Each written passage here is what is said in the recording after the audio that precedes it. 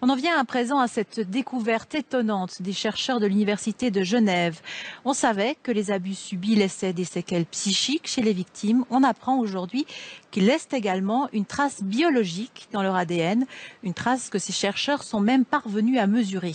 Les explications d'Yvan Elie et Chantal Panatier.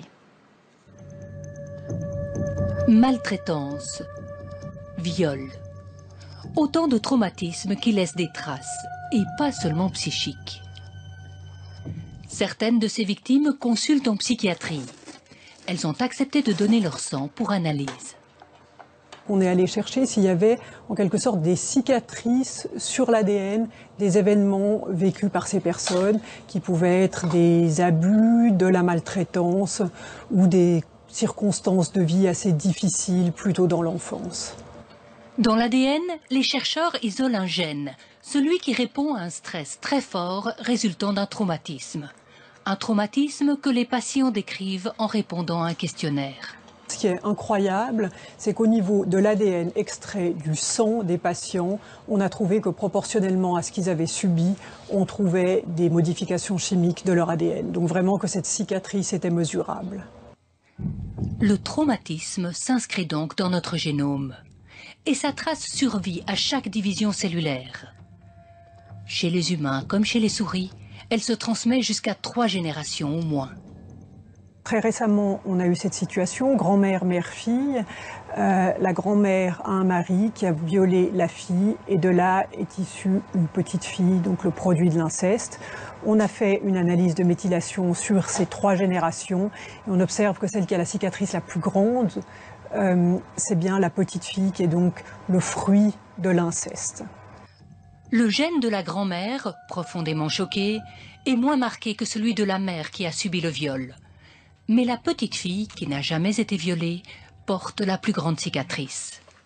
Mais il y a une bonne nouvelle, cette trace, on peut l'effacer, par les médicaments et les thérapies. Encore une raison, s'il était nécessaire, de soigner les traumatismes, pour les effacer dans notre tête et dans notre ADN.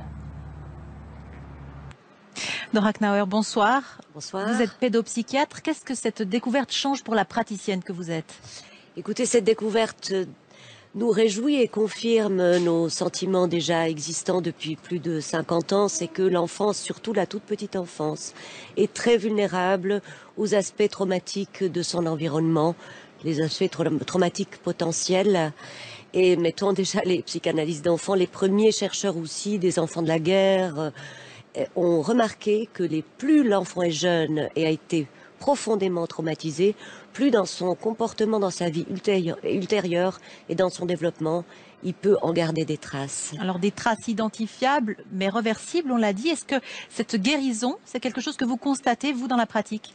Absolument. Plus l'enfant est traité jeune, issu, par exemple, de familles dites à problèmes multiples, si on arrive à les aider, si on arrive à aider les familles, ou à en extraire l'enfant s'il n'est pas possible de faire autrement, là, nous savons que nous sauvons des psychologies, que nous sauvons des vies et que nous pouvons vraiment beaucoup aider à condition d'être rapide, immédiat et de ne pas laisser le traumatisme se perpétuer. On a parlé de situations comme les viols. Qu'en est-il des guerres, par exemple? Est-ce que du côté des victimes civiles comme des soldats, il faut s'attendre à des générations de personnes borderline, comme on dit? Écoutez, nous connaissons bien les problèmes de guerre aussi pour les adultes. Les retours du Vietnam sont parlants. Maintenant, ceux de la guerre d'Irak également, d'Afghanistan, laissent des traces sur le comportement, sur la vulnérabilité aussi aux différentes contraintes sociales de ces soldats.